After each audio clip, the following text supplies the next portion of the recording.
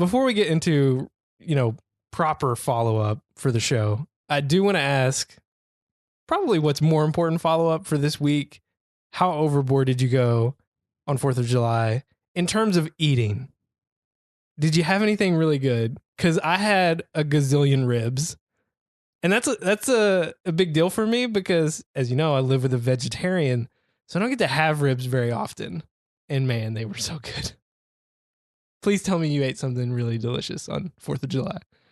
I'm trying to remember what I had on the 4th of July, which is yesterday, which is to say that I didn't have anything. Didn't have anything too yummy. Incredibly delicious. Man, it's depressing. No, I tell you what I did. I went to Cracker Barrel, which... Nothing's more 4th of July than Cracker Barrel. Had pecan pancakes, with eggs and sausage at Cracker Barrel. That sounds pretty good. It's delicious. I love breakfast. What are you doing tomorrow? What are you doing right after this? Do they still have breakfast all day? Is that a thing they do? Oh, yes. They have breakfast all day. Man. Now they close. They're not 24 hours as far as I know. We could go to the IHOB. No? Too soon? I mean, it's not soon enough. It hasn't officially happened yet, I guess. Has it not? I don't know. Has it?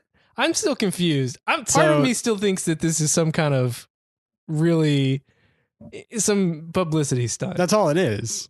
All it is a marketing tactic. So they're not really changing their name, or are they? No. Okay. Their name is not changing. It's just a marketing tactic of, hey, just wanted to let you know we have burgers. We're coming out with a new fleet of burgers. So here's my problem with this. If people don't know that it's not real, did it work? Was it effective? No. Now, okay, was it effective? People talk about it. Yeah. People aren't quite sure what to make of it. But I don't think that people are talking about it while driving to IHOP. I think that people are talking about it while driving past IHOP, more so on their way to Cracker Barrel. Like they're driving past it. Yes. And they see that the sign still says IHOP with a P. It's like, oh, I thought they were going to rename that. Yeah. Yeah, well, we'll drive by it again and we'll see. No lie, this exact thing happened to me the other day. I was like, wait, I thought they were changing their name. No. Oh, that was really dumb. Why did they do that? Like a friend of mine said in college, marketers don't always come up with really good ideas, which is really suspect because that's their whole job. It's like when you can come up with a better idea than they do. Yeah. Something's off. At least clearly see that there had to be a better idea than this. Because I think the aim of it to be like, hey, we would like more people to come in for lunch and dinner, and hey, we have lunch and dinner food. We're not just a pancake place, not just for breakfast. That's all fine and good. I just feel like there is some way better ideas that had to have been on the table rather than this mess. Okay.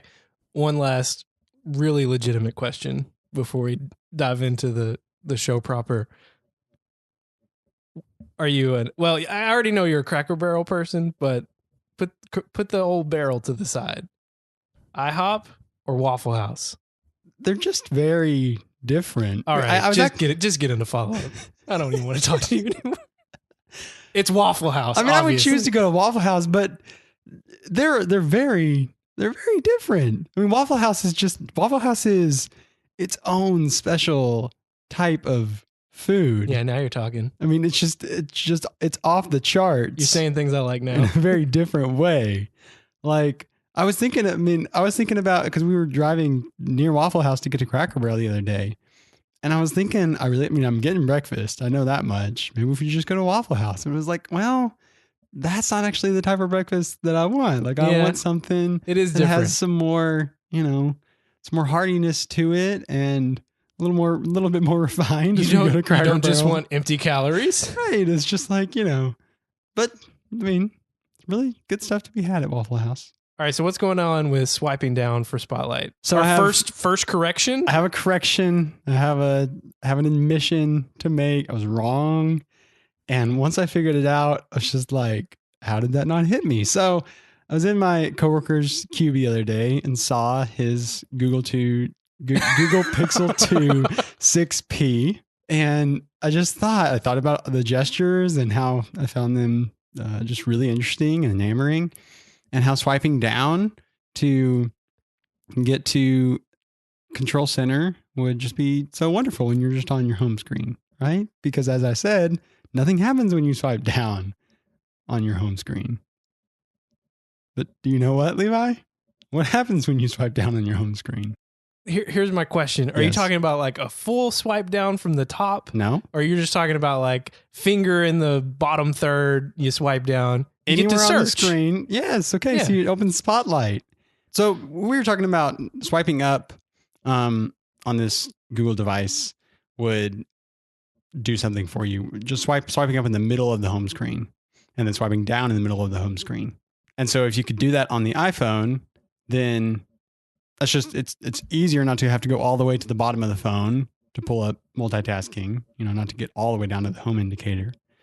And it would be really nice for Control Center, for instance, to be able to just swipe down in the middle.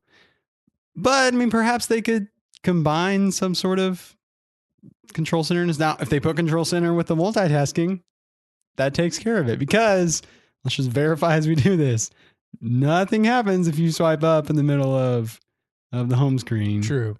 So that would work. So we'll see. They've got some wiggle room there. They've got some wiggle room, Which is especially if you hold down on an app for a little while. And nice. I see what you did. This is really important for like the 4.7-inch phone and the iPhone 10, and the Plus, of course. I don't know if there's much of a need, like on your little 4-inch phone, you can get corner to corner absolutely without breaking a sweat. Absolutely, no sweat. Apple came out last week. Was it last? No, it had to have been like 2 Fridays ago, right? Because we talked about it last week. But they come out on a Friday, classic Apple dump the news move here, with this whole keyboard fix for MacBooks and MacBook Pros. So basically 2015 through last year's 2017 MacBook Pro model, the whole butterfly mechanism keyboards acting wonky. But they put a cap on it. Did this bother you, Philip? Did this seemingly arbitrary 4-year cap rankle you in some way? I think it's bothered everybody, and there's been a lot of talk on plenty of other podcasts about how Apple laptops in particular are very useful for way more than 4 years. Yeah. So why would they cap it at 4 years? And in my mind, it's really sensible, perhaps what they should do, which is cap it as long as you usually provide OS updates. Because obviously, if you're still providing the Mac OS update that far back, then you feel like that's still a useful machine. Yeah. It's worth updating. So for instance, yours and mine, 2010 and 2011 MacBook Pros just got left behind. They are not going to be they? Okay. supported with I was Mac wondering OS why I wasn't getting Mojave. constantly.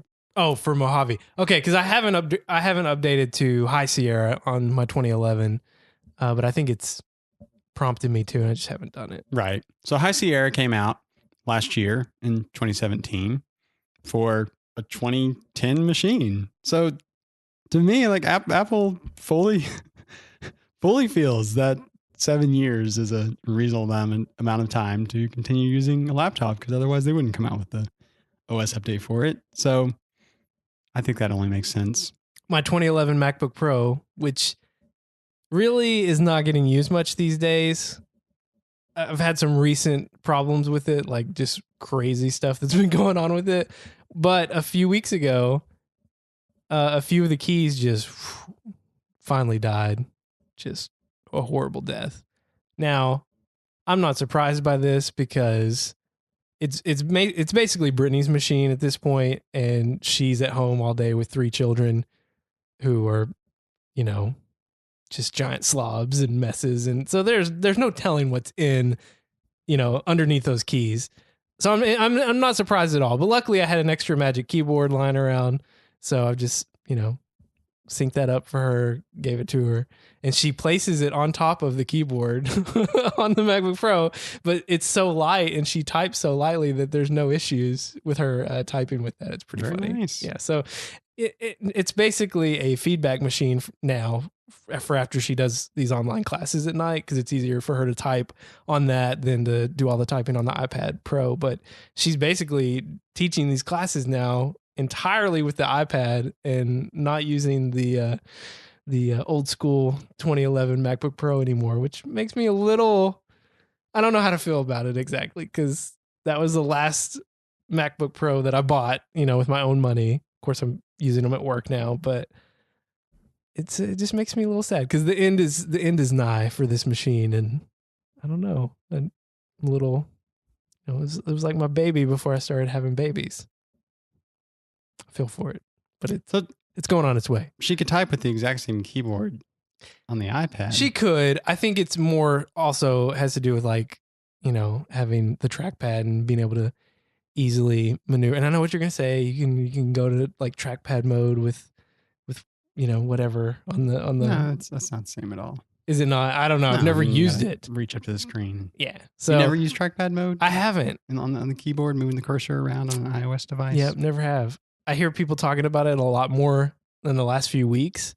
I guess there's something in the beta about it, but yeah, never used it. So I don't. So with the beta, you can use the space bar to go left and right, which you've been able to do with Gboard, which I use on my SE especially. With Gboard, since they rolled out Gboard, you could swipe on the space bar left and right to move the cursor, which is really super nice. And so they've included that with the built-in keyboard now too. That's what I've been hearing.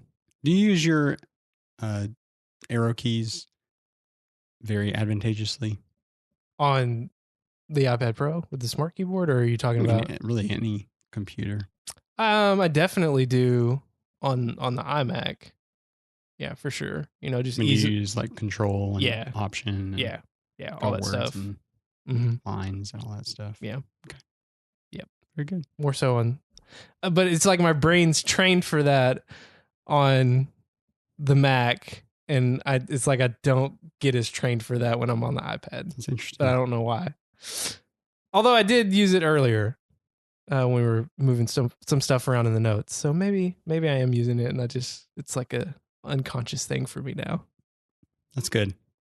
I wanted to mention something I forgot when we were talking about Solo, was that they used the Imperial March in Solo. They used it for marketing by the Empire. Which okay, before you go into whatever point you're about to make, it was a little bizarre, right? Because it's basically, you know, I heard this on another podcast recently, and I just didn't think about it at the time, but it's basically like the Imperial March is canon in Star Wars, like within the universe itself. So it's a little I don't know how to feel about that. I don't know why it shouldn't be. I don't know. It didn't strike me as that odd. I mean, music obviously is just part of Star Wars. I mean, the cantina and that whole bit. I think what you meant to say was the music in Return of the Jedi, right? With the special edition, you know, aliens singing and all that nonsense. There's music in different parts of Star Wars. Some better than others. That's certainly some better than others.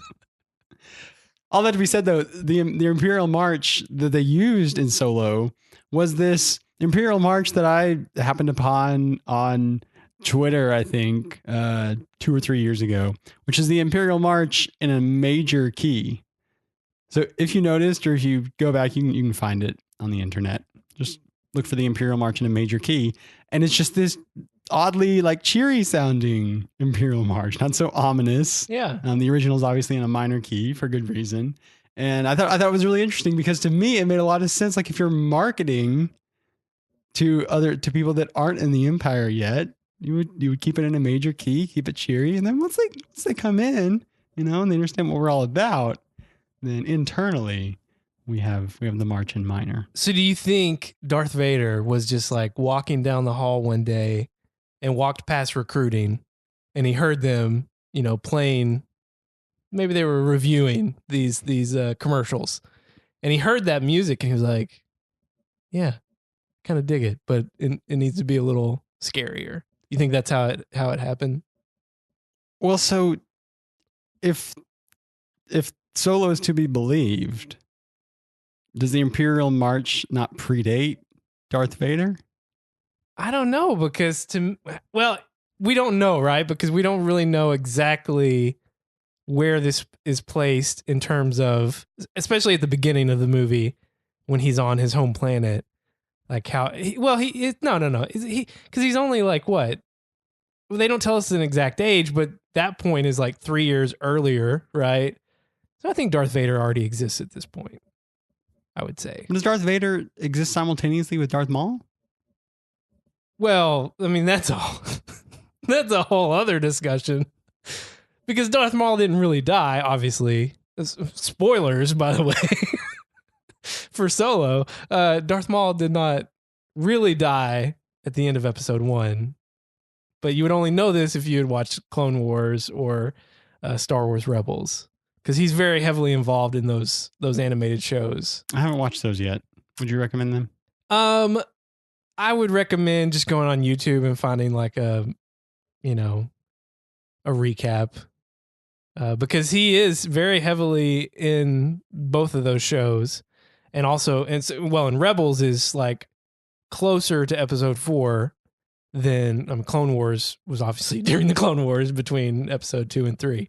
But the Star Wars Rebels show, which just finished up, I guess this last fall or sometime soon, that was getting really close to episode 4, and he has some involvement in that, which fits with the timeline that, kind of what we're in Solo.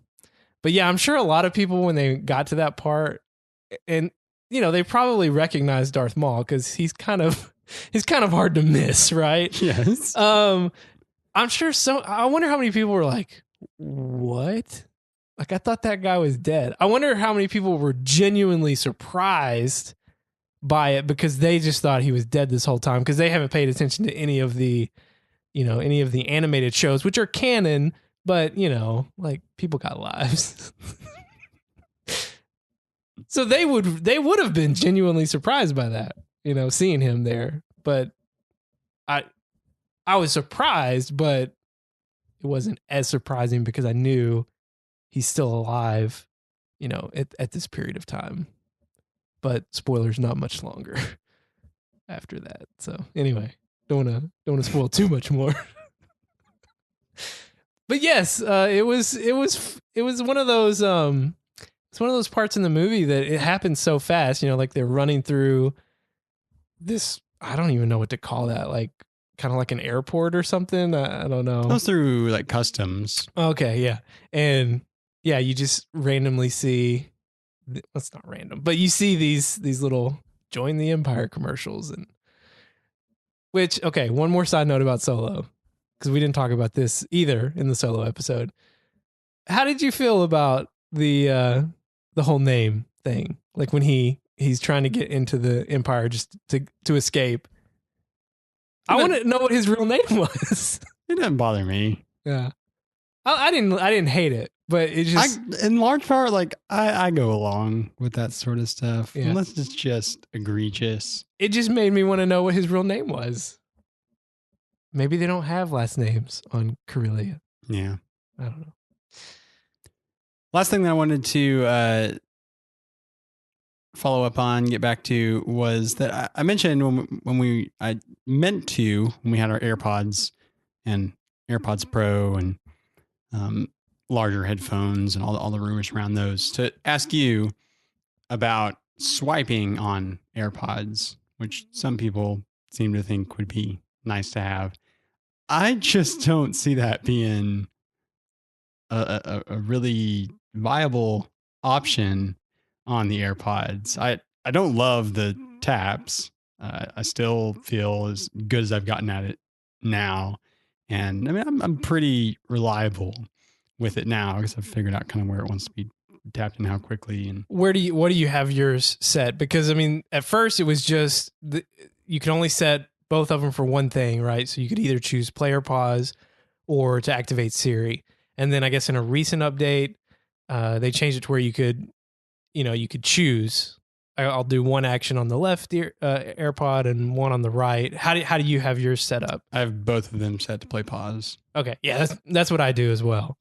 Because I just, for one, we've talked about this a lot. I don't use Siri as much, and I could see you not having them be used for Siri just because you use Siri and so many other you activate Siri in other ways. But I was curious, yeah, how you had that set up. If it intrigued you at all that once you could do both. I tried it, but to a certain extent, part of the reason that I have them set the same way is that I'll end up using just one. Yeah.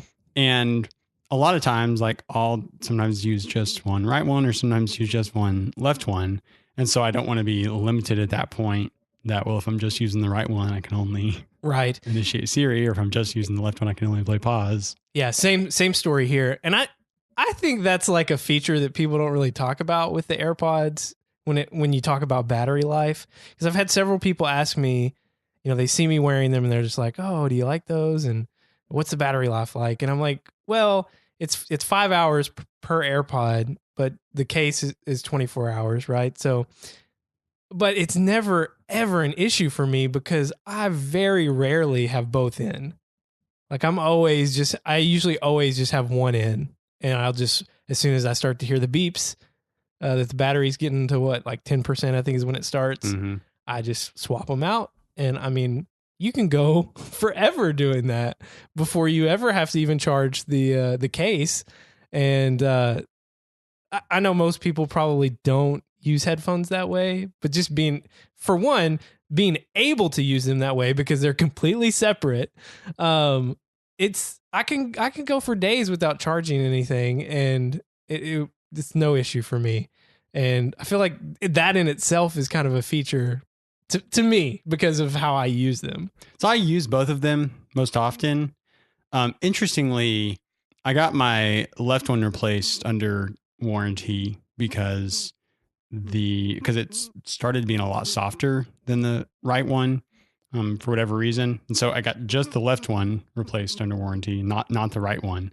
So where that lands me actually is that the left one has about, when the right one runs out of battery, left one still has about 20% left. Mm.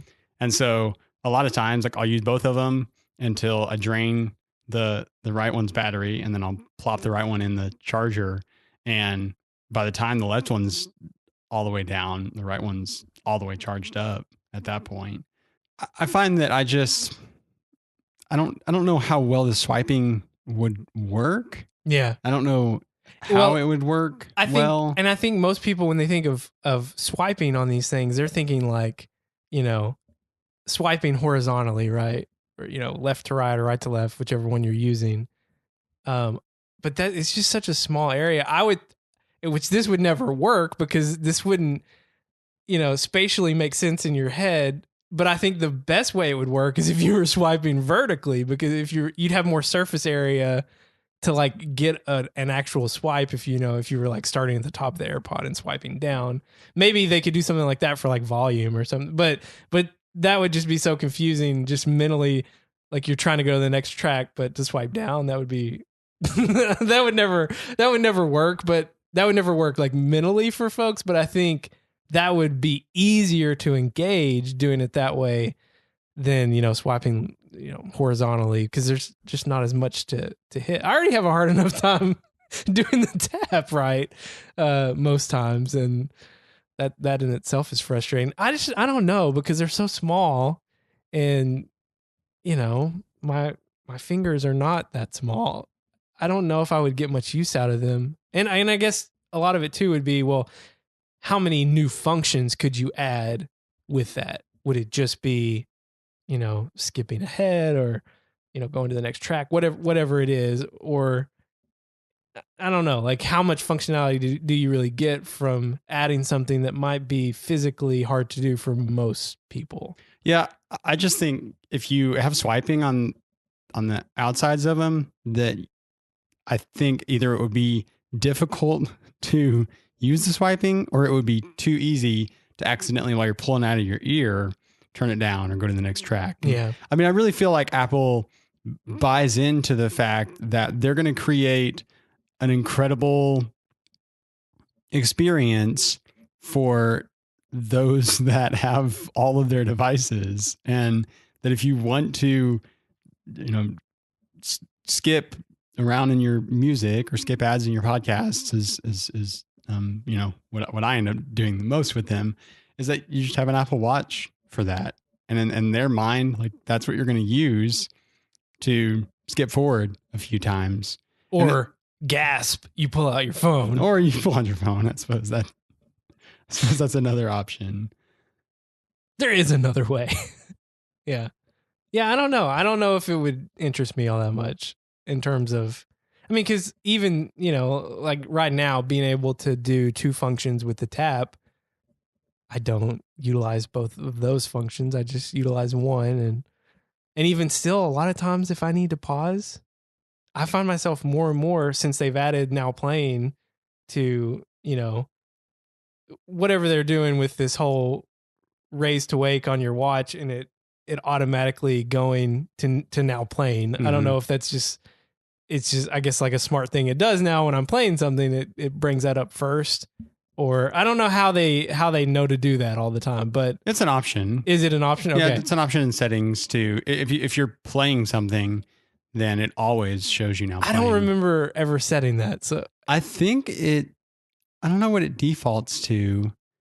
I mean, I really wanted it back then, so I certainly don't get me wrong. For it. I appreciate it because 85% of the time it's exactly what I want. So I found myself, instead of tapping to pause, like if I'm talking, if someone comes up to talk to me, I'll just go straight to my watch. And I pull out an AirPod. Yeah, but I only have one in. I only have one in. That is one thing that I really wish that they would do better, is to allow you settings to basically have a setting that you just turn on that's like, I'm just using one. Yeah. And just treat it like both of them essentially. And so when I take it out, then pause, and when I put just the one back in, start playing. Now that's a setting I could get on board with. Philip Eberhard 2020 AirPods. What do we think about all these rumors around a potential, I don't even know what to call it exactly, but Apple Video? There's all these rumors about Apple. Well, it's not going to be rumors for long, right? Because they're buying up content like nobody's business, spending bukus of money on developing their own video service and getting original content. I have a lot of questions around this personally. I like some of the content deals they're doing. I know recently Aaron Paul signed on for a show that they're developing, and listen, you'd be hard pressed to find a bigger Aaron Paul fan than this guy here. So I'm all on board with wanting to watch that show. But my biggest challenge with this is, how do they price it to where I would even consider adding, I guess this would be a fourth video streaming service that I'm paying for already onto, and I guess it's kind of like a fifth if you somewhat count Apple Music, because technically they do have some video in there, but that's a whole other story. What is it going to take for me to decide, yeah, this would be worth it? And what does a potential Apple video service even look like? Is it all just original content? It seems to me untenable to just have it be original content. And at the same time, it would seem so odd to me for some reason that Apple would have just a bunch of the stuff that is available to most streaming services. The only thing that makes me think that it could be that, though, is the fact that you have the iTunes store where you can buy music, and you also have Apple Music where you can, it's a subscription service, you stream, and you have access to, what do they keep touting now, 40 million plus songs, or is it even higher yet? So that makes me think they technically could do a service like that that's more Netflix and Hulu-ish in premise, where they obviously have access to a huge catalog of content through the iTunes store. Maybe they can work out the deals appropriately to have a more Netflix style subscription, but then they're also going to have, just like Netflix and Hulu's getting more into this now too, also have original programming that's kind of like the big hook. But I don't know. Yeah, I'm like, what is the game here? I mean, the more I think about it, I think they will have just other movies and TV shows available on their streaming service. Do you think they want to be a Netflix killer? Are they like trying to go after these guys? I think that they want a piece of that pie.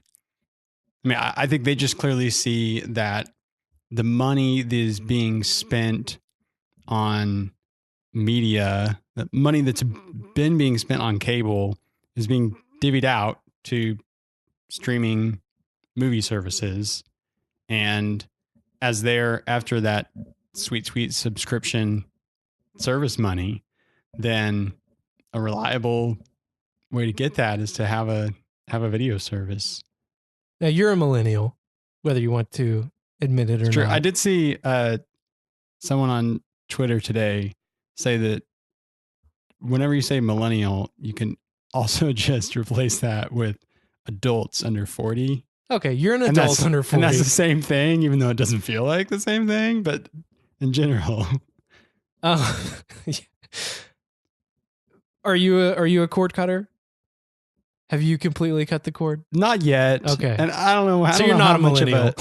I don't know how much of a special case I am. I mean, the only reason really that we still have cable is to watch sports, and not just to watch sports, but to watch sports without watching commercials, and to watch sports a lot quicker. Mm-hmm. Because the main reason we still have DirecTV is so that during all of the different seasons, particularly the football season, that I can watch a football game using my trusty 30-second skip forward button, especially with a nice slow offense like the Razorbacks have been. There's a full 30 seconds between every single play of the Razorbacks offense. It's probably not going to be the case with Chad Morris, and he's going to get in the way of getting me through a game as quickly as I have been. But that 30 back 15 overcast style. A little bit. But actually, to not spoil the play, you got to go back 15 and forward 30. Oh, so, okay. You learn these things as you watch different, because when we play like TCU or somebody, like you got to get good at it. All that to be said, that I can watch a full football game in like 45 minutes, an hour tops, skipping all that, skipping halftime, skipping commercials. And my wife has no interest in watching games with me. She does not really get into sports at all. And we've always got other stuff going on. And my option would be I could still, using different relatives, cable logins, I could still get to watch them through Watch ESPN or whatnot. But the problem that I have with Watch ESPN is that you're watching the full 3 hours, and you can only start watching the full 3 hours once it's completely finished. And what I like to do a lot of times is, when we say the game starts at 7, I'll wait until 8:30 to watch the game.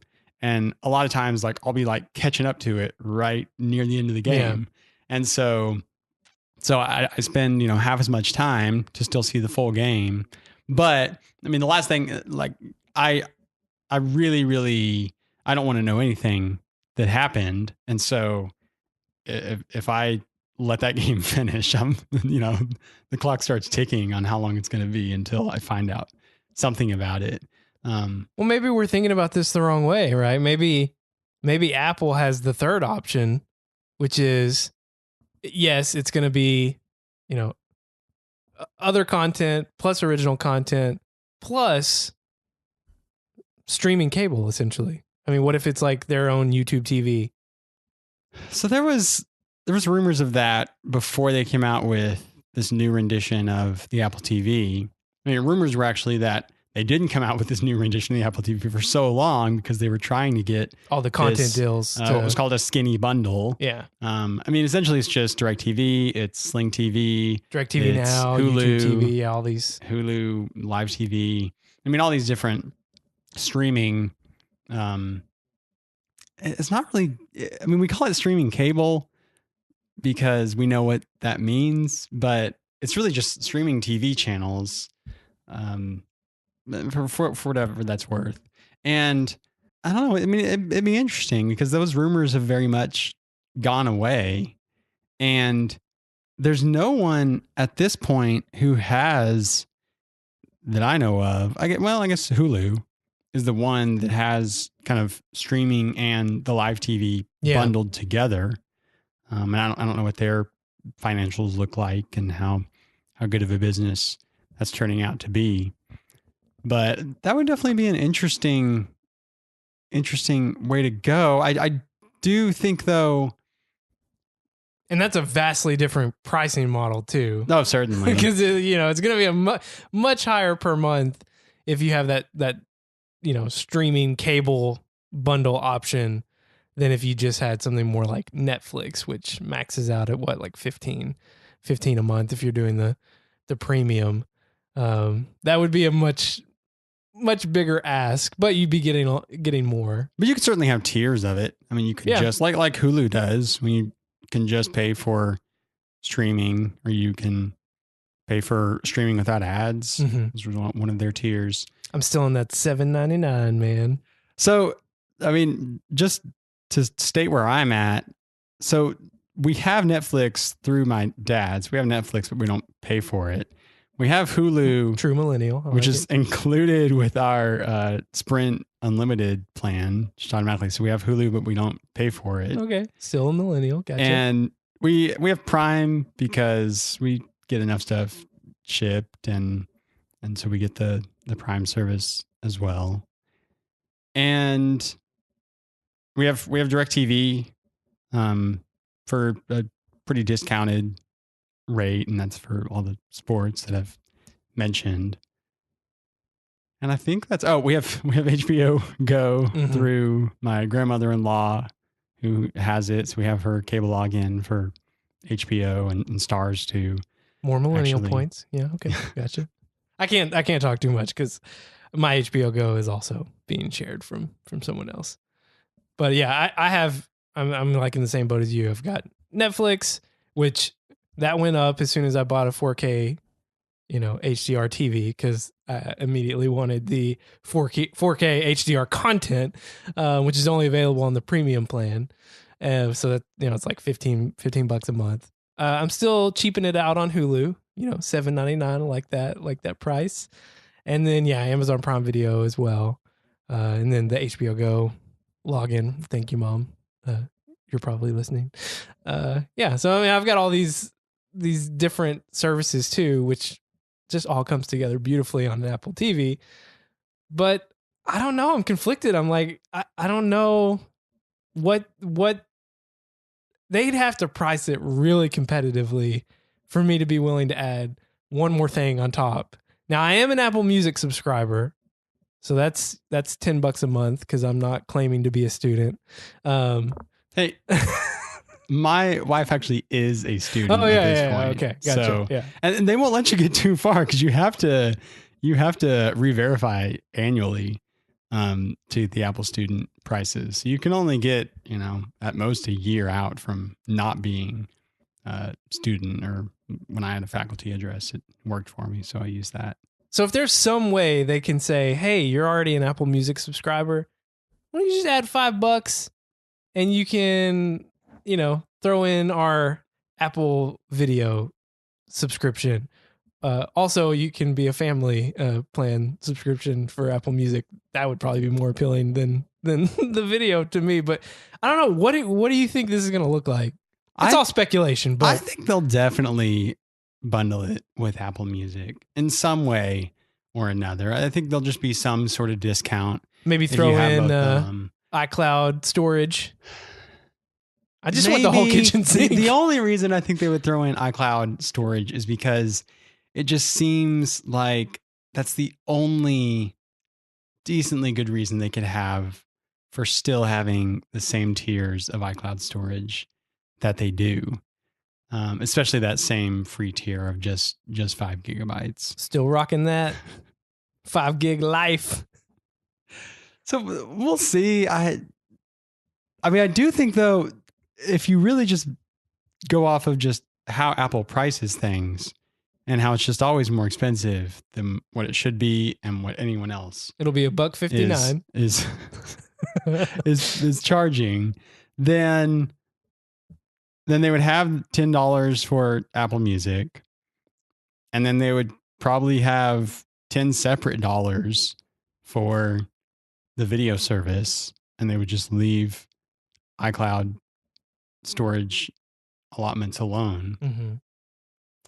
What would be compelling to me would be if it is, hey, all this, iTunes Store content, a lot of it is part of this. Like, we're pulling some of this stuff in. Oh, and it's in 4K HDR, and you can stream it right from your Apple TV.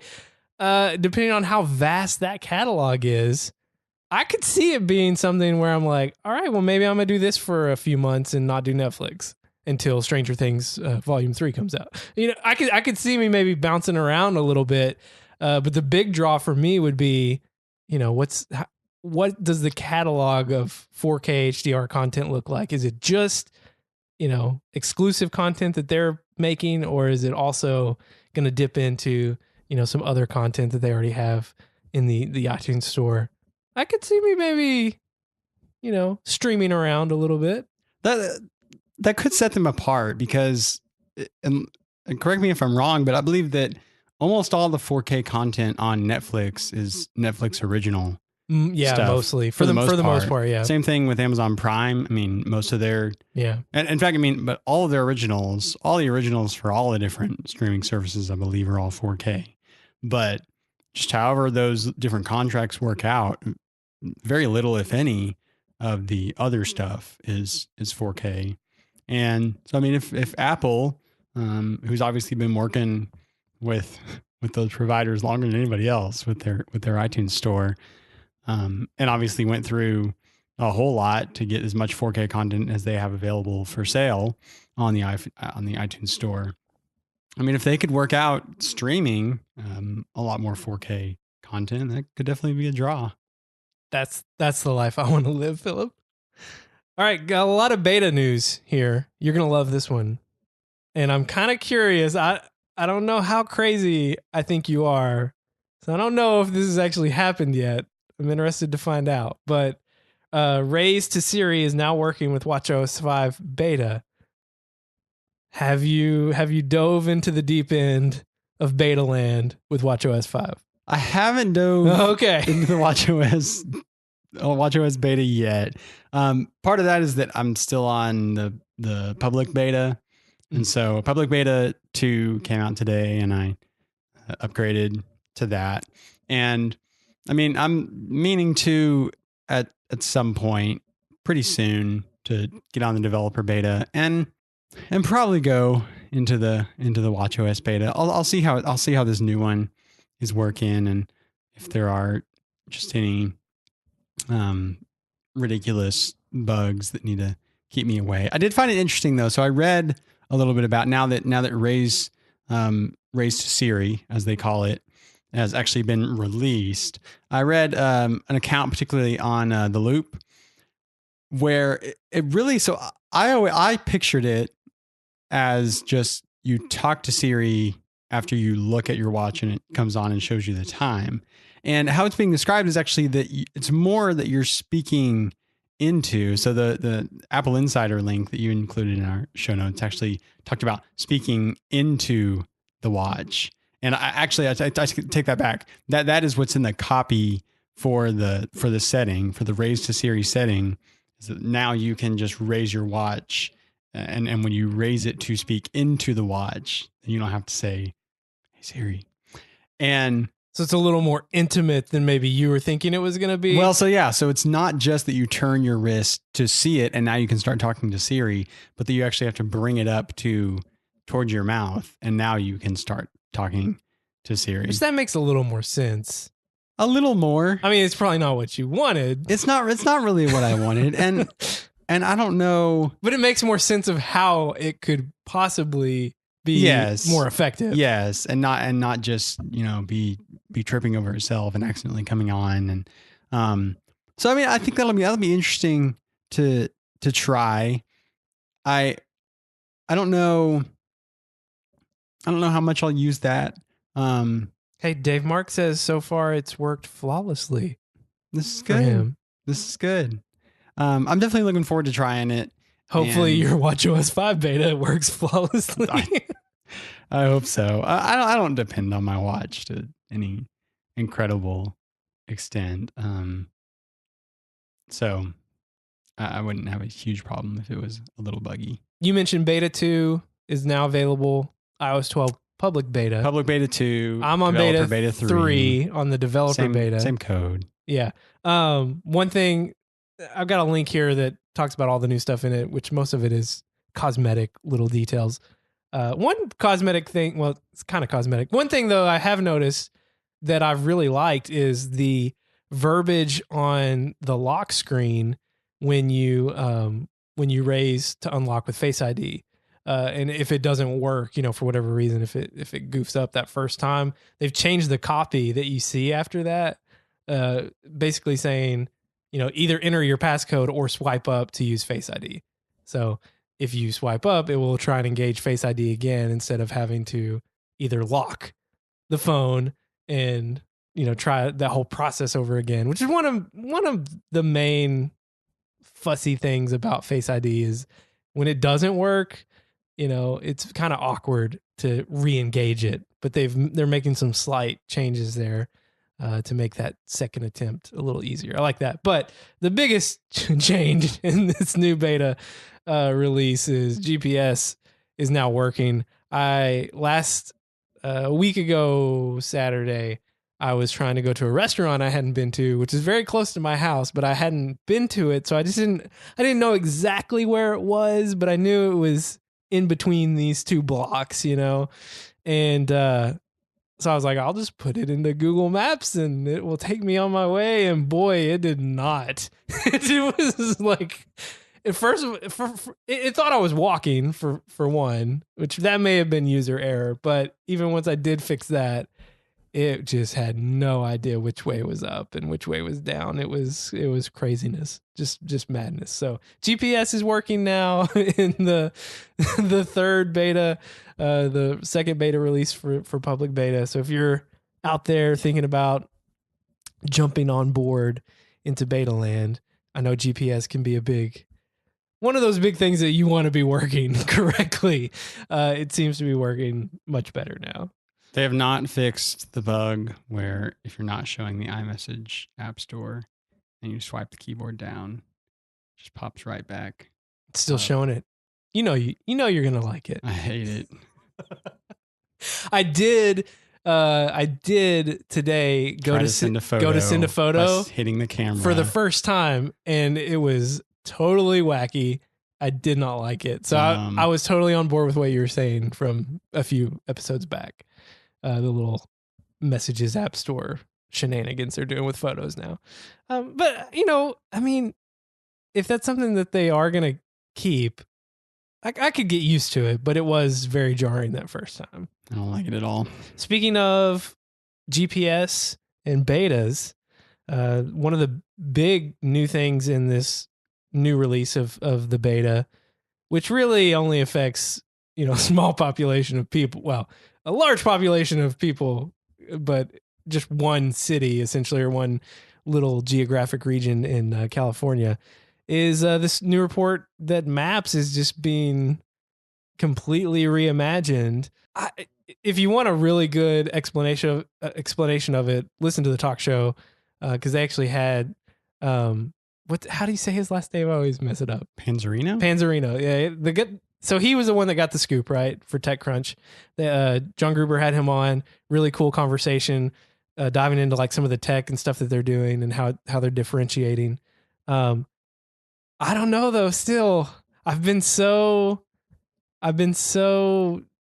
jaded with Apple Maps that I've never really fully given it another chance. I don't know about you, but I still trust Google Maps way more than anything else, and I don't know what Apple would have to do to win my trust back. I've had problems with all mapping applications, and I use Apple Maps a lot just because that's the only thing that works with CarPlay right now. For now. So if you want it on the CarPlay screen, that's the only thing that will actually show on the CarPlay screen. I did find it really interesting that one thing that either Mike or Jason mentioned, I think it was Mike on Upgrade, which is a podcast that Relay FM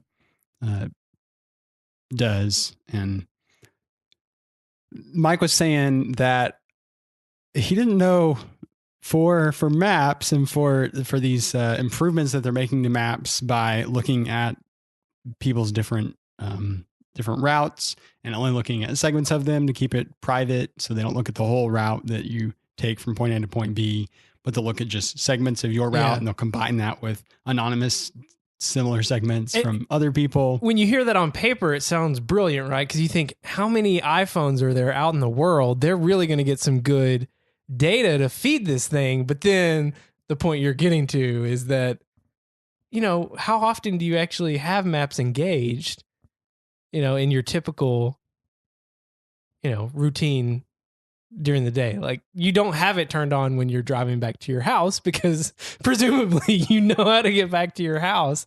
So that little point of, well, yeah, I'm not engaging that function very often. So it did kind of in my mind, I had this grand image of, wow, they're going to have access to so much data that's really going to improve this application. But then when I realized, how many times do I actually use a Maps app? It's only when I'm traveling somewhere I've never been. It's not when I'm, doing my normal day-to-day driving routine. Well, so I do. So when it comes to commuting, I think there's a whole lot of Maps usage, even when you know where you're going, just so that you can get alerted to if there's a wreck or if there's a slowdown, if there's a better route than usual, because of some change in what's up ahead.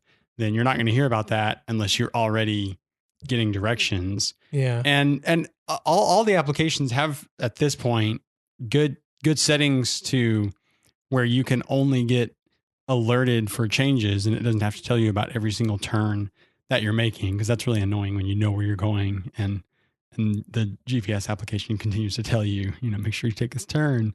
So I very rarely, because I most often use GPS and mapping applications when I'm going to work or coming home. And I don't really want it to tell me directions. I just want it to tell me if there's a change that changes up ahead that I need to know about so that I take a different route. And so one thing that Mike was saying is that if they can do that, not just when people are using Apple Maps, but they can look at these different segments of people's trips when they're using any navigation, because obviously there's a change in what the phone does when you're using navigation. Obviously you get the blue bar at the top to immediately go back to your navigation. So obviously there's certain things that are happening programmatically on the phone when you're navigating, and there's certain APIs that all the different navigation apps use so that they can get background guidance for you. You don't have to keep the map open for it to tell you what the next turn is up ahead. And one of his points too was maybe that's why Apple is playing nicely with third-party navigation apps now in CarPlay. Absolutely. So so obviously, I mean, CarPlay's in more and more cars as the years go on, and there's I'm sure there's a whole lot of people, especially in certain areas where it's just not even worth it to use Apple Maps, and they're using Waze or Google Maps because they found it a lot better, and they need it, on their commute especially. And so if Apple can benefit whenever anyone's using any navigation app, that's just going to make Apple Maps better sooner because they're going to get more data, better data more quickly. And I think, I mean, if they can, it is going to be tough. And I wonder when they really roll out nationwide or nations wide, even with these new maps, Yeah, because they're just starting in just in the Bay Area. in the Bay Area. Mhm. Yeah, for now. I wonder if they'll have a large marketing campaign because there's a whole lot of people who used Apple Maps a few times. Are you and talking especially about people like me? especially very much in the early days when, I mean, it would just send you, in crazy directions. And so people didn't trust it and stopped using it. But if that's going to change, I think it's going to require, a large marketing effort Mm-hmm. to tell people, hey, things have changed in a real way. I mean, I think if they can, the biggest thing is if they can make changes quickly, especially in reaction to user feedback, because the way that Panzerino described it made a lot of sense, and I think you can see why it would take so long for them to make maps changes. Is because if Apple's using third-party data from TomTom like they are right now, then if they get if you use the tools they have within Maps to say, hey, this piece of Maps is wrong and it should be changed in this way, well, they can hear about it really quickly, but then they've got to route that to TomTom, and then TomTom is not TomTom's not necessarily just releasing data to Apple. I mean, that's TomTom data. So TomTom's going to verify it. Yeah. And TomTom's going to make their changes Everything internally takes to them. twice as long, So at it's just going to least. take at least twice as long, probably much longer than just twice as long. And so if it's just Apple making changes, then, I mean, they could make changes just within days, which would be great. And I think it would help you so much for people to trust the maps more and to think that their feedback actually matters. What was really interesting to me about all of this was that this is a big change. It's a big feature that they didn't announce at all during WWDC, and they've just kind of, I mean, obviously they haven't snuck this into the beta, but it just kind of feels that way, right? Like they didn't announce it. No big fuss at their big developer conference. But oh, by the way, it's in beta 3, and we're kind of testing it out in this one area. I don't know, just something about that felt a little odd to me because it's a huge change, and it could potentially be a really big change in terms of how people use maps on their iPhones moving forward. So we'll have to keep an eye on that. Another rumor out this week. It's been a rumors heavy show. I like it a little bit. Get out our little crystal ball here. New rumors coming out that Apple is planning to include, or maybe planning to include, an 18-watt USB-C charger and a Lightning to USB cable in the box. Which that part, I'm still a little confused on that part because when I see the USB-C charger, my mind automatically thinks, okay, well, does this mean they're going to be going to USB-C on the phones? But the way this rumor is coming out is just going to be USB-C to Lightning, kind of like what you can do with iPads today. If you get the right cable to do that with your iPad Pros and your MacBook Pro charger. So I like where this is heading, but then I'm also a little somewhat disappointed because I don't know. I feel like it's a half measure. I love where this design goes. So this rumor design is the plug part of it.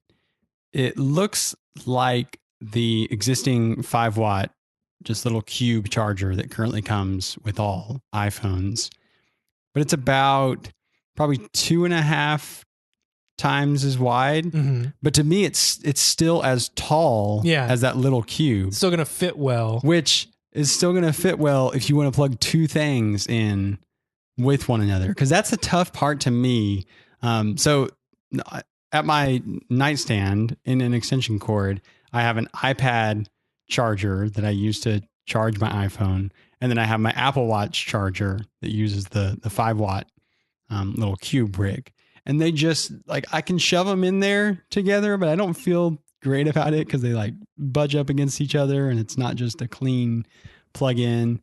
And I would really, I mean, that to me would be a great design that they have shown in this prototype, because it keeps the small size that people love about the little 5 watt charging adapter, but because really a wider thing to plug in is no problem. I mean, there's never, I mean, all the time do I have a problem plugging two things in together. I mean, whether it's a big old, wall wart, large kind of, large adapter, like some things have that, like the iPad.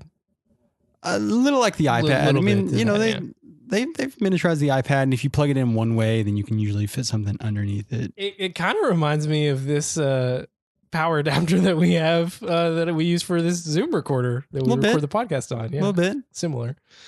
So to me, I mean, if you become wider, if you think about an outlet at the wall, if something is really wide but not any more tall, it's not going to get in the way of anything. Yeah. I mean, you're going to leave that other outlet just totally open for whatever needs to plug into it. So I'd be really, really happy to see this. And I guess in theory too, you'd be able to use these to charge your iPads as well. Oh, absolutely. And faster, or not necessarily faster, but they would be about the same as using the current iPad chargers. They wouldn't be. Oh, they'd be faster than that. A little bit. Because aren't they 12 watt? They're 12 watt, okay, I believe. Yeah. So it would be a little faster, yeah. Mm-hmm. 18 watt. Yeah, no, I'm excited about this. I do hope that it comes standard in the box and that it's not like another accessory that you have to buy. I could totally see that happening, and that would be frustrating because, I mean, I think the iPhone 10, obviously it does support fast charging now. So I think the idea here is, hey, you're going to have these cables in the box that allow for fast charging, and all of our devices are going to keep moving, onto that train. And then if you want to get a wireless charger that's, for something that you just use overnight, that's going to obviously be slower, but you get the best of both worlds, right? So yeah, I'm excited about it too. And then just having that versatility to use it on your iPad as well. And it's all just coming with your phone, hopefully. But my bigger question is, someday, is it going to be USB-C to USB-C on the cable? I don't think so. I want to live in that world, Philip. I think there are advantages enough to Lightning, and there's already a really large Lightning ecosystem. Don't give me this 30-pin argument. That was the same thing back then. You had this huge 30-pin ecosystem, and that's what people were freaking out about back when you first got Lightning. Which was that iPhone 5? Yes. Yeah. Biggest difference there, though, going from 30-pin to Lightning, is that Lightning is so freaking clearly a better connector than the 30-pin connector in so many ways. But your argument is Lightning or USB-C is not better, or not that much better than what we currently have. I think Lightning is better. Now, USB-C is obviously much closer than the 30-pin connector to being better. And there would be some advantages to just having a whole bunch of USB-C to USB-C cables, and that's that. But I think they'll keep Lightning a little bit longer, at least. For the foreseeable future. All right. Are you ready? I'll never be ready. I know, right? I don't even know where to begin. So we're going to get into topic of the show for this week, which we promised Last week, Philip had an assignment, which was to finish. You were halfway through episode 8 of Westworld, right? So you had to finish that episode, which, oh boy, that's an episode right there, all in itself. But we'll get into that. And then you had to watch 9 and 10 before we came in this week because we wanted to discuss kind of Westworld in total, not just season 2, because I feel like some of the things, as we talk about season 2, we're naturally going to talk about some of the things in season 1 because it is such an, interconnected mass conspiracy web of craziness. So it ends up being so. Full spoilers for the next however long we do the podcast because we don't plan on talking about really anything after this. This is going to be our last hoorah for the night. So definitely encourage you to use the timestamps that Levi has so very nicely put in the show notes. Once I figured out how to do it. If we end up talking about something toward the end it's different for some reason, we'll put a timestamp after this, but there probably won't be a timestamp after this one because the rest of the show will be Westworld and us just trying to figure out what happened. Okay, so how far back do we start? Do we just go back to season 1 and kind of like generally recap? Like, I don't even know where to begin because season 2 was so crazy. I almost feel like the best way to approach it is just to like start talking about like things that we know to be true, or that we think, or that we think that are true. Okay. I just, I felt like, I mean, to their credit, you were a little soft on season 2 at the beginning. I feel like in conversations we were having, it felt like the start of season 2 was a little, not like you weren't liking it or weren't enjoying it, but I kind of got the vibe from you that maybe it was like a little bit slower than you expected, or you were just, there was some sense of a little bit of frustration in those first maybe 2 or 3 episodes. I felt like it was a little slow to begin with. And in some ways, like they would, I mean, it seemed like, and I expected them to not waste this, but it seemed like they were just throwing just all sorts of spaghetti at the wall. Yeah. And that they were going to, organize it and tell you all about it later, and it would make some more sense. So I went back and I watched half of the first episode of season 2 this past week. I'm going to rewatch the season. But I was rewatching the first 30 minutes or so of the first episode, and boy, oh boy, it was a wildly different experience because of what we're going to end up talking about in a little bit here, because everything you think you knew or you were experiencing at the start of the season has a whole new connotation once you get to the end and you realize that not everything was obviously as it seemed, right? And a certain character isn't really that character anymore. It's just a whole different spin on it. That was one of the craziest parts, was that. So one of the things that Lisa Joy talked about in this extra for episode 8 was that Akacheta, the male Indian character, when he finally finds, who's the female's Kohana name? Kohana. You're talking about like down in cold storage. Yes. When he finds her in cold storage, then he realizes what happens to them, and sees all these other, people, not just Kohana, but that what he eventually decides and, finds to be true is that people are not their bodies, that they are really kind of their programming, right? And then that's what he loved about her, was her programming, not that's the person that she was this programming. And so he kind of had this hope that, okay, well, yeah, they got her body in cold storage, but her programming has to be somewhere. And so she can still live on. And to me, like, this is the ultimate version of that, is that Dolores's programming is now not just Evan Rachel Wood, right? but it's in who's the actress that plays Charlotte Hale? Tessa Thompson. Yeah. I mean, that's just it's kind of like the ultimate, just total, just kind of turn on its head sort of thing. Well, and I'm glad you brought up like that episode or episode 8. Like to me, what season 2 does so well, and I think we talked about this a little bit last week, but season 1 is it's kind of like a perfect season of television, right? I mean, it's just this self-contained, like they could have never had another season and it would have been a great season of television, right? It was this perfect little, hey, people come to the park.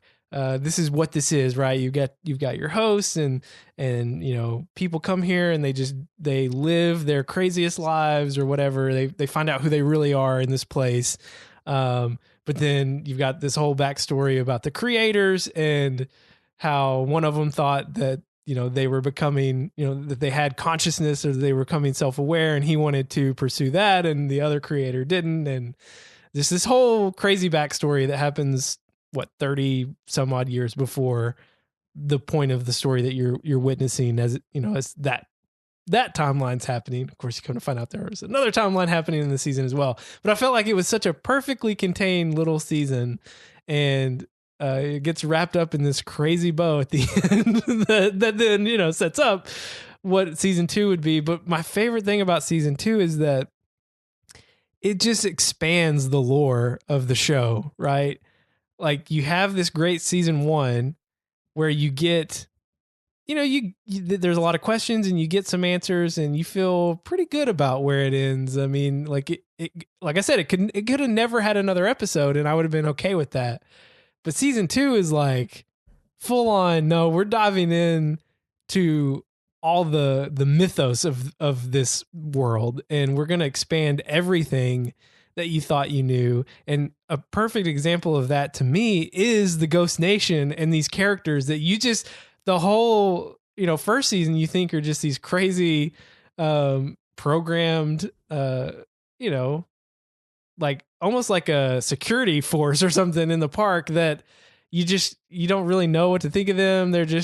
And they seem to be kind of off their programming a little bit, because towards the end of season 1, they seemingly attack Stubbs. But there's so much more than that you just had no idea they were going to do that. And then in that one episode, in episode 8, you just think, oh, it's just Dolores that, did the maze and became self-aware, and she's leading this whole revolution or whatever. But no, like from the very beginning too, almost, Akecheta, he finds the maze too during probably one of the like inciting incident of the whole series, right? Is when the Wyatt storyline, kills it's not Bernard, it's Arnold at that point, right? And so that like to me was a huge spin of what the show was, because you thought you knew so much about these characters and who the big players were, and then all of a sudden the Ghost Nation becomes this hugely important pack in the story late in season 2, and just reframed like all these things I thought I knew about what the show was and where it was going. And then you get to episode 10 and you get to the moment you're talking about with Dolores not being Dolores anymore, but still Dolores, but in a different body, and just how that changes everything you'd seen up until that point. Because now if you go back and rewatch season 2, everything's going to be different rewatching it again, because, and we talked about this some last week too, right? Season 1 has these 2 timelines going on that, some people pick up on early, some people didn't. You mentioned how like you didn't realize until they revealed it that, William and the Man in Black were the same person 30 years apart, roughly. I love shows that play around with timelines like this. Like I love, Lost was obviously big into that. Fringe gets into some of that too. And these are some of my like favorite shows, right? Even Breaking Bad to a degree, right? In the later seasons, they start doing these teases that are at some point in the future, you don't know exactly how far, although they do kind of start to frame things where it's about a year ahead of where the story is now. So I love stories that play with this device, right? Of playing around with different timelines and I feel like obviously the creators of Westworld like doing that too, because that was a big part of season 1. And then they bring it into season 2. It's just in a different way, right? Where it's like a 2-week span, roughly, of this whole season is happening over a course of 2 weeks. But the whole way they're showing you, they just keep interspersing between those 2 weeks.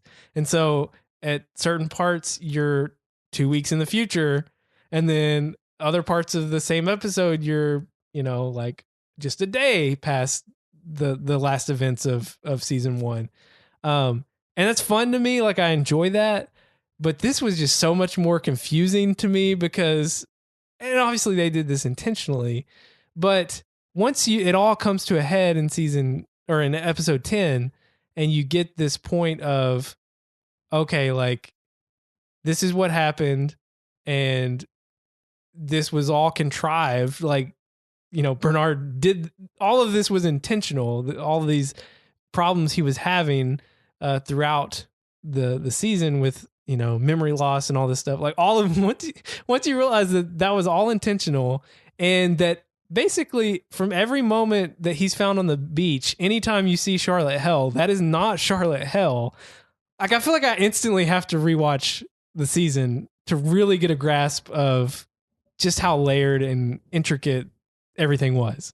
When does Tessa Thompson as Dolores kill Tessa Thompson as Charlotte Hale? Yeah, so I think that happens. I don't know exactly how many days go by before that event happens and before they find him on the beach. But I think it's several days because and they kind of drop hints throughout the episodes to kind of give you these references of how long it's been since the uprising started. And I want to say that maybe it's only like 3 or 4 days since the uprising where they actually get to, I forget the name of the, whatever they're calling it, where they go down into the, it's like the big where all the data is. I don't remember what they call the cradle. Is that what? Yeah. Okay. When they get to the cradle, where the backups are. Yeah. So when they get to the cradle, I feel like that's only been maybe 4 days since, Dolores shot and killed. I'm blanking on his name now. Too. What's Anthony Hopkins' name? Oh, Robert Ford. Yeah. So that's only a few, maybe 3 or 4 days since Dolores killed Ford. So her and Bernard get down there. Bernard, sees what she's trying to do. He obviously has his disagreements with that, and he stops her and whatnot. And then he comes back out. He goes and catches back up with Elsie and Charlotte Hell and all them. And then, Elsie's not trusting him. She, freezes him and whatnot. But he sees Charlotte kill Elsie, and I think I don't know. You don't get an exact idea here, but I still think it's probably even a couple more days after that, because it's got to take some time for him to create a new body, right? For Dolores. Yeah. That's got to take some time. Like, that can't just happen instantly, right? So I don't know. I mean, it's hard to tell exactly how many days it took, but just like little things they dropped here and there. And I mean, I'm sure this is all laid out somewhere we could find it, but just given my first run through of the season, that's kind of my impression is 3 to 4 days after Ford is shot, they're in the cradle. Bernard stops Dolores, takes her, her chestnut or whatever they're calling these things. He goes back up and, he sees Elsie killed. He decides that ultimately he, kind of changes his mind on where he stands on things, which that in itself is like, I'm still not really sure exactly where he stands on things, but I can kind of understand why Elsie being murdered was like, the last straw for him. So he builds the Charlotte double, puts Dolores in there. Dolores kills Charlotte. I don't know how many days, transpire exactly between then and when he gets found on the beach, but in the first episode, when when the main Delos guys get there, they say it's been, I think, like 14 days since it's happened. So I mean, there's definitely a pretty big span of time in between, which, what was Dolores / Charlotte doing during all the, I mean, there's so much we didn't see. I really wonder about that. And obviously, I mean, you can't show that because of the payoff at the end. Yeah. But just going back, so like everything after he wakes up on the beach, though, she is Charlotte. Right. At and that she's point. Gone at that point, right? No, because she walks up. Okay. Yeah, she's there. She goes down into the cradle with them, again. Mm-hmm. She's there when they find all the other Bernards, which, that episode, I think it's episode 4 or something, or somewhere around there where they... No, that's episode 6. Okay. Yeah, 6, because that was a crazy episode, right? So that's, at the beginning of the episode, what a cold open, right? they go to Ford's like old, recreated home, his private little place where they, in season 1, where they killed that other woman. I can't think of her name, where Bernard kills her. So they go there, but that's Dolores at that time. So like when you were watching that episode the first time, you're thinking, oh gosh, Bernard is so screwed now. Like the cat's out of the bag. Like they know what's going on, right? Like they know that he's a host, but all of that was part of their plan too, So it's like everything that you think you understood as you were watching the season, it just all gets flipped on its head when you get to the end of episode 10 and realize, oh no, like this was all part of their crazy plan. Mm-hmm. I'm really bad at, I mean, I'll try again season 3, but man, I'm really bad at following timelines. And this was especially difficult. At the same time though, so it just clicked in my head as we're sitting here talking about it, that Evan Rachel Wood Dolores and Bernard go to, I don't know if that's called the cradle. Yeah, the cradle is where all the hosts backup are that they blow up in like what I think episode 6 or episode 7. But this like where they go at the end. I don't think it is. It's the Forge. That's where they go. Yeah. Okay, so the Forge, where he kills Dolores. And the Forge is where all the guest data is, and it's also where they're able to open the door. That's right. Yeah. Yeah. That's where they use Abernathy's encryption key. Yeah. And so that's where Bernard is getting in the elevator to go back up, and the Man in Black is coming back down. Well, okay. So but not at the same time. Obviously, on totally different timelines. Obviously not at the same time there. Yeah, so let's talk. Well, I don't know. Do you want to talk some more about like the big story and save that little post credit? We got to save the post credit. Okay. Yeah.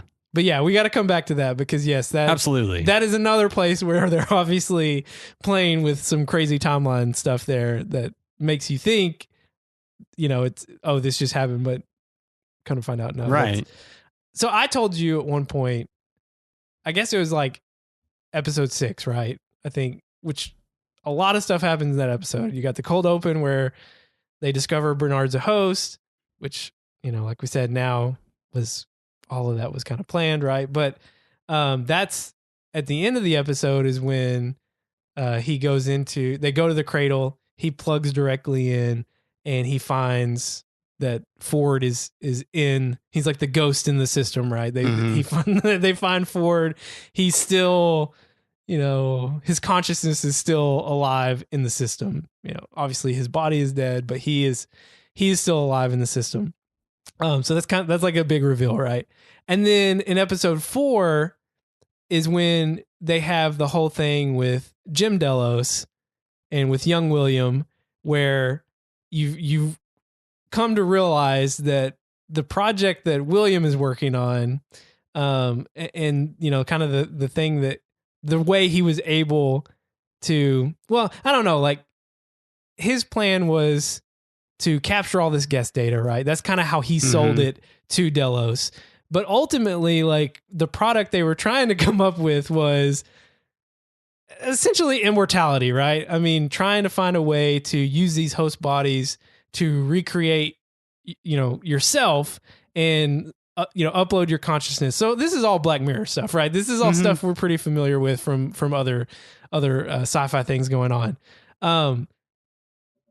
But the big difference I feel like with this is that it's not working, you know, like, and they're very, like, they very clearly show that with that episode 4 and the fidelity and all this stuff that's going on in there, that it's not, they're not able to figure it out, right? For whatever reason, they can only go so many days before the you know, the mind starts to turn against itself. And so you've got that going on, right? They're showing you that, they're kind of tipping their hand that, oh, this is the end game, right? We're collecting all this guest data because we want to eventually be able to, you know, use the hosts to create bodies for our guests, or, you know, whatever. They're going to sell this, presumably. I don't know exactly what the end game was. But then you've got Bernard, who is, he's not an exact copy, right, of Arnold. And the way you know he's not an exact copy is because it's working. Like, he's actually able to survive and be fully functional, whereas, you know, these human hosts they're trying to create, right, couldn't survive the test. So that in itself is kind of interesting to me, that, you know, it all comes out that the humans couldn't figure out a way to develop the technology or to fully test the you know, these new hosts that they were trying to create from a guest. They couldn't figure out a way to make it work because it was just, I don't know if they like couldn't test it enough or what. Well, I mean, when they get to the forge and they're in there, or I think it's at the forge where they see what was his name, the Dallas kid's son, who's in season 1. Oh, Logan. Where he's serving is kind of like, it's obviously not really Logan. It's like some program, but it's just, that whole thing was interesting to me in that Bernard is kind of a copy of Arnold, right? But he's only a copy in so much as he is what Dolores remembers of Arnold. And so there's this whole thing about, I don't even really know how to fully describe it or how to articulate what's going on there that interests me, but it's like the humans can't figure it out, right? Like, the humans can't make it work with like a direct copy, but these hosts, because they're so much more capable than we are, they can actually get it to work with just like a memory of us, not like a direct copy of us. I don't know where I'm going with that, but just that whole thing kind of fascinates me a little bit. And they, throughout the season, you get to sit in on these conversations with Dolores, and you think it's Arnold, right? Because in season 1, that's what was happening with these.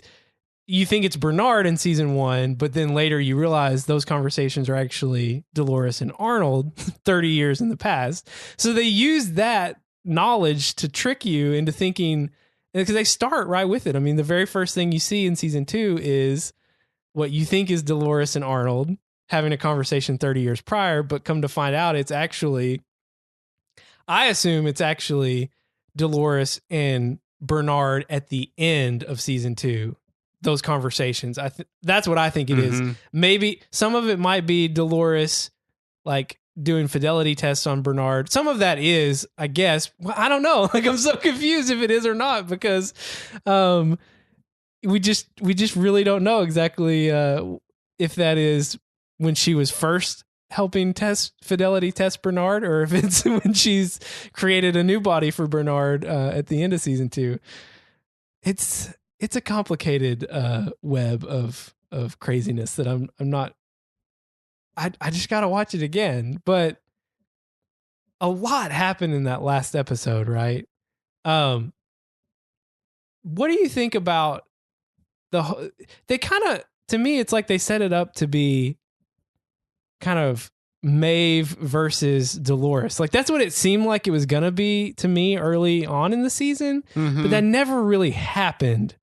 Right. I mean, they have a few interactions, and they kind of like just, I guess, like respect each other, and they stay out of each other's way because Maeve's trying to find her daughter, and Dolores can relate to that because she's trying to find her father, for different reasons. But I kind of felt like that's what the season was gonna maybe turn out to be, kind of those two, because they seem like opposing viewpoints, right, on what should happen. But then as the season progressed, they kind of were the same character to me in a lot of ways, because there were points where Maeve was always like, oh, it's your choice. But then there were points where she really wasn't giving people choices because she was like controlling them with this whole mesh network voodoo she was doing on them and having them kill each other. So I don't know. It seemed like Maeve was going to be this clear, clean figure that she's in the right and Dolores is in the wrong. But that whole thing got muddied to me as the season went on. And then ultimately, who's going to make it to season 3? Because Maeve is presumably, I mean, granted, they can all be brought back because their minds are still alive and the little chestnut thing. But I don't know, like the way season 3 ends with Dolores and Bernard both out of Westworld, I'm kind of curious to know who all would be back in a season 3. And you got Teddy, he made it to the to the Valley Beyond, which, okay, that's a whole other thing.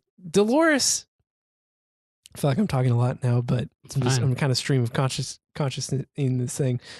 Dolores, she's so interesting to me the whole season, because in season 1, like she's like the good guy, right? Like you're rooting for Dolores, and you're rooting for Bernard too. Like they're the characters I think you kind of latch on to, and rightly so. They're so connected. But in season 2, I mean, she's straight up the villain. Like there's no doubt about it. And I think the point that sealed it for me with her was what she did to Teddy. Like he's not even really fully awake yet, and she just straight up decides, like, you're not gonna make it unless we make some wholesale changes to your personality. And that was, I don't know, that whole storyline was really interesting to me. And then ultimately how it ends with him becoming awake and realizing, like, she did all this, and this isn't a world that he wants to be a part of. And so when you, in the beginning, the very first episode, you see that he's dead, you see him in, in the flooded, the flooded valley or whatever. What were you thinking though? Like at that point, how were you thinking this was going to end for Teddy? Because where it did end, I don't know. Like it's not what I was expecting. It was definitely not what I was expecting. I didn't know what to think. I guess kind of what I'm going with there is, like, I kept thinking it was going to be this whole Maeve versus Dolores thing, and like there were going to be casualties, like maybe her daughter was going to be a casualty, and then she's going to get revenge and take it out on Teddy. But I think where they went with it was more interesting to me, in that Dolores ends up changing Teddy against his will, like straight up. He didn't want that. And like he even is aware of it as he's doing these like awful things that he starts doing. And then ultimately that's too much for him. Well, so Dolores is interested in finding her father so that she can get the encryption key. Yes. And just wipe out the host data.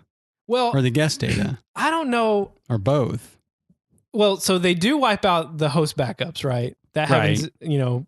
episode 6 or 7, Mhm. somewhere in there. And I think, she wants to do that because she doesn't want them to ever have like a backup plan for them, right? Mhm. Like to be able to access them again and keep doing horrible things to them, right? So that's why they blow that up. Um, I don't know what her plan was with the guest data. Like, I think the real reason she went down to the forge was that she wanted to she wanted to destroy the Valley Beyond. Like, she didn't want them to have that because to her it was just another created, prison. Like Yeah. it wasn't freedom to her, but like to everybody else that were trying to get there, Yeah. that was like their freedom, right? So, yeah, I mean, none of this really makes any sense to me, I guess. I mean, like the Valley Beyond, like this green place Yeah. where you walk through. Well, and the other reason she wanted to get to the guest data was she wanted to consume it. She wanted to go in there and study it and be able to use that as a weapon against humanity, like to be able to like learn about humans and figure out how they operate and how they think, and so that she can face them once she gets out, or and whoever she's taking with her. That was the way I read that, was she wanted to access the guest data. And I mean, that she gets in there, she goes to that library, which was a great way to kind of illustrate that in a program sense. And she didn't even read all of it. She just says, I've seen enough. I guess it was all pretty similar. Which is another point that they hit on really hard in that part in episode 10, is that they basically talk about the reason it wasn't working, where they couldn't even get a replicated person initially, was because they were trying to make it too complex. And once they simplified it down to, I can't remember exactly how many lines of code he said, but once they really simplified it and kind of found each person's cornerstone event, kind of like what they do with the hosts, that it was much simpler to recreate them. But ultimately, they couldn't ever get it to work outside of the forge, right? Like actually I thought that's where they were like really going to press into that side of it, right? Of like, that was the whole point of why Delos bought it, right? They wanted to be able to make humans immortal. And so when you get that early taste in episode 4, like I just thought that's where this is going, right? And then ultimately, like, they don't really get there because like it didn't work, And so that has me really confused on like where they're going next, because I thought I knew where things were starting to go, but ultimately that stuff didn't really pan out. And, they end up flooding all of, and destroying all that guest data by the end. Right. But then you get, the post-credit tease, which I guess now is a good time to talk about that, since we're kind of like on this whole point of they couldn't get this consciousness thing to work in host bodies. But then we get this post-credit tease, which we think, the Man in Black is going down the same elevator that Bernard just came up, right? Like that's how they make you think it's working, right? But then he gets down there and you can tell just visually, like there's been some time that's passed, because everything looks different and then looks kind of older, just more aged. And then the other tell is that his daughter is there, which obviously she can't really be there because he kills her in episode 9, which need to have a separate conversation about William after this. But that post-credit tease was just a whole other like, hey, we've stirred your mind as much as we can with the regular season 2. Let's just throw in this other little taste to just confuse you even further. The creators have since come out and said that is, they don't say exactly how far in the future, but they say it's not the near future. Like it's pretty far in the future, which raises so many questions of what is this supposed to tell us about like where the show is going? Is it just like a little tease of, hey, this is the ultimate fate we have for William, to just put him in like this state of purgatory or something, where we're just going to constantly, maybe it's some crazy elaborate trap that way future Dolores has created for him to punish him for the rest of his life. I don't, or, you know, like the hosts were treated. That's kind of where I'm going with it, because it was a post-credits tease. I just feel like I don't know how much it's really going to play into the main story anytime soon. I kind of read it as, hey, we've got some really terrible things planned for the Man in Black in the far future. We're going to do to him what he did to us, you know, over and over again for 30 years. And we're going to use a host version of his daughter to just make it even worse. And I think his daughter's there because we see with Dolores and Bernard that hosts are the best options to recreate these replicant versions of humans, because they, you know, have observed them the best. Anyway, I don't know. Mm-hmm. I didn't take it as anything that really tells us where season 3 is going. I don't know. How did you feel about that crazy last scene? I did wonder kind of like timeline wise, how far in the future that is. Is that, I don't know, like everything that we see from the Man in Black during the season, like, is that just all during these 2 weeks? I think so. Yeah. I don't think him in season 2, like in the 10 episodes, I think that's really the Man in Black.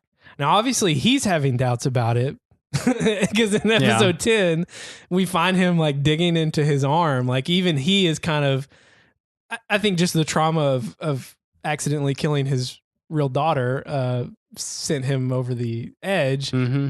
But I read that as that's all really him. And at the very end of the episode, they show him on the beach, right? Like he's been found, and he looks in pretty bad shape, but he obviously, to me, they find him, take him to the beach. Him going down the elevator is something that's happening years and years in the future trial. That's how I read it. Yeah. And particularly after what, I can't remember the one of the creators' names. Lisa Joy. Yeah. I mean, she's immediately came out in an interview after the episode saying that, yeah, that's not in a near timeline. Which again, just I feel like season 2 was so complicated in the way that they were layering the story between these. I mean, it's just 2 weeks, right? But they keep jumping back and forth. Yeah. And what makes it more confusing than even the way they did it in the first season is that everyone looks exactly the same. Obviously, in the first season, yeah, Dolores and Bernard / Arnold, they all look the same because Bernard and Dolores are hosts and they don't change, right? But there were visual cues in season 1 where she was always wearing a certain outfit 30 years earlier versus, you know, when they were having these sessions together. You could tell by the outfits ultimately, oh, this was happening 30 years before, this is happening now. Mm-hmm. But with this, there's nothing like that to really tip you off until ultimately you know that at this point, you know, he formulated this plan, he brought her back, and then everything from the beach on is not Charlotte Hell, it's Dolores. But that's going to have to take a second viewing to really understand how all that's playing out and how much of it was part of the plan versus, you know. And then we haven't even really talked about Ford that much either. He gets a nice little role to play in this season too, and I was so glad that they were able to do that. Like I felt like as soon as you saw Jim Delos in episode 4 and, you know, these fidelity tests, I instantly started to think we're going to see Ford again, but I thought we would actually like see him in a new body, or maybe not his own body. Maybe it would be like a Dolores Charlotte situation. Mm-hmm. But as soon as I saw Jim Delos, I was like, we're going to see Anthony flipping Hopkins again, even though he he lied so much the last 2 years saying, "Oh no, I'm not going to be in season 2 at all," um I just knew as soon as that episode 4 happened, we're going to see him again. I didn't think it was going to be in the system, which that made more sense, right? And then he's such a confusing character to me still too, because I still don't really know where his loyalties lie after this season. I mean, it seems like he's wanting to help the hosts, obviously, you know, become who they're supposed to be.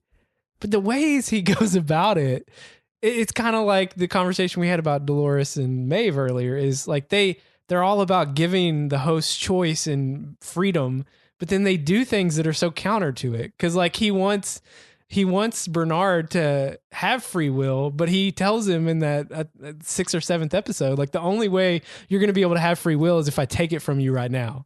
And it's just like such a mind twist, right? Like all these themes that are going on. And ultimately Bernard erases him from within him, but does that mean he's not still in the system? I don't know. I mean, the whole system gets the forge gets, well, I don't think he was in the forge, but he was in the cradle, right? That gets blown up. So I don't know. Is Ford really gone? Like, are we ever? Well, Bernard conveys that he is. Yeah, because he says for the end that was all imagined. He was just imagining him because he had already deleted him from his consciousness. So, which all of that happened so fast. Like, I wish they could have.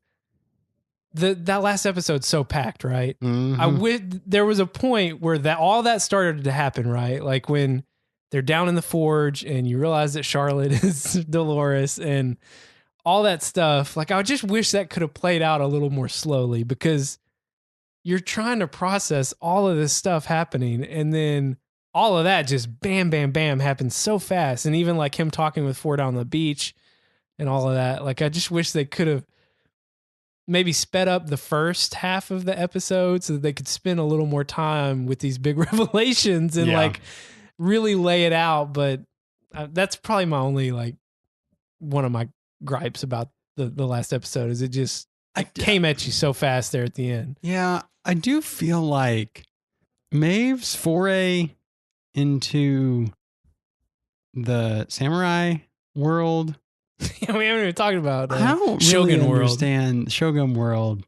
I don't really understand Why they had to go through there. Yeah. The rich reason for that. Yeah, and I'll have to go back too and rewatch it, because I was thinking about that same thing as I was like reflecting on the season. I can't remember why they had to go through there to get to where they were going, because ultimately they were trying to get to where her daughter was, right? But that was in Westworld. So I don't know if like the parks are so interconnected that maybe the easiest way to get there was to go through the other park. I can't really remember like what the reasons were.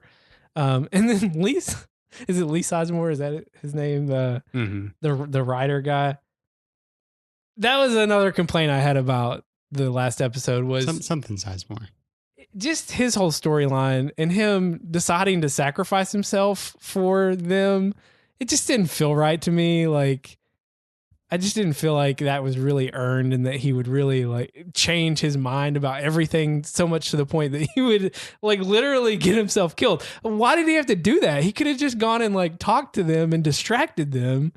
I didn't understand why he had to like get himself murdered. When did he get killed? It's in episode 10. He's trying to buy them some time to get to the valley. And so he lets them go. Oh, that's right. That's right. Mm-hmm. Well, like, why? That whole part felt weird to me. Like, he just lets himself get gunned down. Shogun World was awesome, though. So then, though, Shogun World was awesome. I mean, those characters. I enjoyed Shogun World. The first time they go in there and they start playing the Nirvana, but with the different instruments. Super good. And you realize it's all just the same characters but in a different part. Yeah. I mean, it was an interesting little story, but I just don't know how it connects to anything else. Yeah. Like, why did they have to go through there? Yeah. Well, I think I can't remember exactly why they had to go there, but I think it was all about Maeve, right? And like her coming to grips with, like what her true motives were and why she was doing what she was doing, and like her seeing this other mother-daughter relationship. And I mean, there's some of that, and then her discovering that she has these crazy abilities to make hosts do anything she wants. I mean, Right. but yeah, I mean, ultimately, like, did they really have to? And I think they just wanted to show you that there's a bigger world than just Westworld. And I could see like spin-offs maybe somewhere down the line. Like if they finish Westworld and they're like, hey, let's do a show in Shogun World, or let's do, I mean, they really could have some flexibility with that. And I mean, they technically showed you two other worlds, right? Because I think it was Raj World where you first meet Emily, who turns out to be the Man in Black's daughter, which that's a we haven't even really talked about William all that much and what his whole purpose was this season. The first season he thinks that the maze is for him, right? And that's just like it's the mechanism for helping create consciousness in the host, and it's not for him at all, right? It's for the host, but he thinks it's for him. Well, and then Ford sets up this other game supposedly for him, but what was the game? Like I don't even really understand what the point of his game was, because he wanted to get to the door, but it seemed to me like I think he wanted to destroy the guest data. I don't think he cared really anything about the Sublime or the Valley Beyond for the host. I just don't see that him having any motives for that unless his goal was to get there himself. But I think his motive was he wanted to destroy all the guest data because he realized, throughout all of his tests with Delos that this was a bad idea. And I don't know. I'm a little unclear on like what his motives were in the season, and just how crazy he gets, like how all consumed he gets with it, that he ends up killing his own daughter. And I did enjoy his episode where you got some backstory on him and his wife, and like that was probably the coolest preview of the whole season. I don't know if you watched any of the previews. I don't watch any of the previews. But man, oh man, the preview for episode 9, it was all this imagery of like them at the party and like the bathtub stuff, but it's all cut over his voiceover of what he says to her while she's asleep. And it's like really you should go back and watch that. Yeah, it's really pretty powerful preview. And I mean, I was like that's a pretty powerful scene too, but I felt like he was going to have some redemption arc this season, and that definitely did not happen by any means. And so, like, to me, that's a really dark twist on the story, right?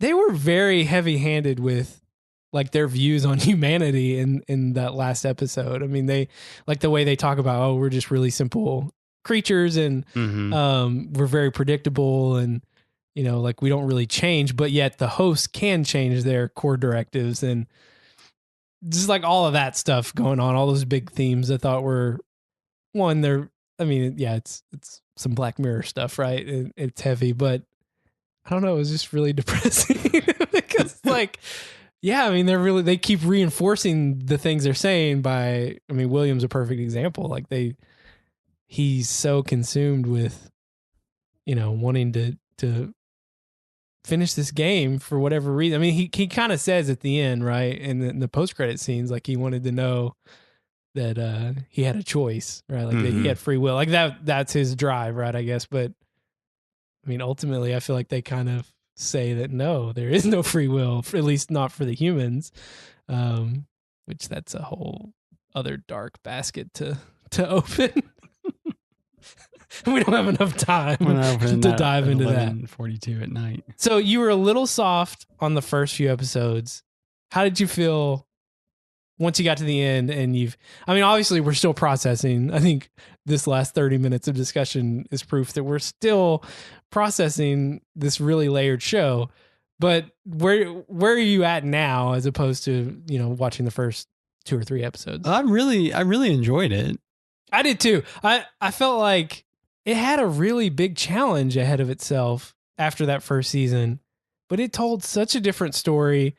And like I said earlier, what I loved most about the season was they just they took all the lore you thought you kind of had a grasp on, and then a lot of it, they just made it deeper and more complex and richer and all this stuff. But some of it, they just completely turned on its head and, made you rethink anything you thought you knew about certain characters and stuff like that. So that's what I appreciated most about it, was that it just got so much deeper and expanded the universe so much.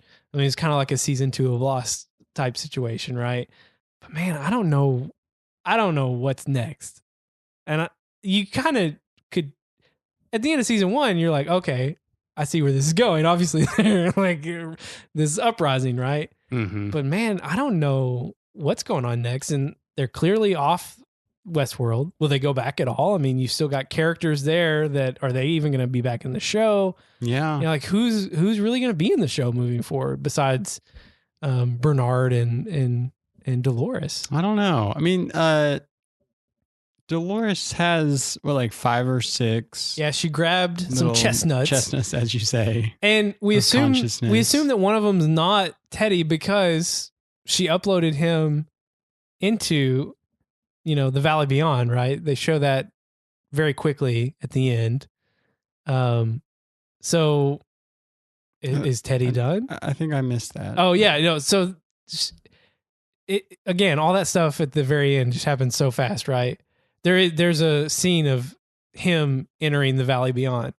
It's clearly later because no one else is there. Like everybody else is gone and started building houses or something, I guess, because like he's the only one in the field. But it's the same point where everybody else entered. So I tend to think that he's not one of them. I mean, right, because of where he ends up. So step back with me to the valley where Clementine hauls up into, and everybody just starts meleeing each other. So she's led there by who we think is Charlotte Hale, but who's actually Dolores at that point. Do I have that right?